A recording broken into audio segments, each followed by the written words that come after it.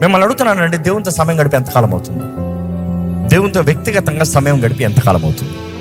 దేవుడు నువ్వు కలిపి సమయం ఇంకెవడో లేడు. ఆలయంలో వచ్చి ప్రార్థన చేస్తాం కాదు, వ్యక్తిగతంగా ఇంట్లో ప్రార్థన చేస్తావా? Just you and God. అందరితో కుటుంబ ప్రార్థన కాదు, అందరూ పడుకున్న తర్వాత నువ్వు వ్యక్తిగతంగా టైం గడిపావా? That is different. రాత్రి అంతా కూర్చుంటాను దేవుని సన్నిధిలో. కొన్నిసార్లు ఏం చేయండి, మౌనం కూర్చుంటాను. మాట్లాడయ్యా, వింటాను.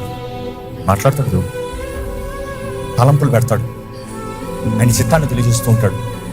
ప్రార్థన చేస్తూ ఉంటే ఆయన మాట్లాడుతున్నాడు. నా గొర్రెలు నా స్వరాన్ని వింటాయి. You can recognise this voice. ఇది దేవుడి మాట, నా మాట కాదు, నేను అనుకునేది కాదు, ఇది నా తలంపు కాదు. This is God talking to మీ.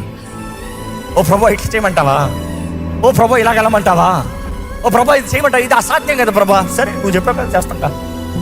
ఇంతవరకు నడిపించావు, నీ మాటే కదా, పని చేస్తాం. That is the voice you here. దేవుడు అంటాడు, నేను తలుపు తడుతున్నాను, తలుపు తెరువు, నేను వస్తాను, నీతో సహవాసం చేస్తాను.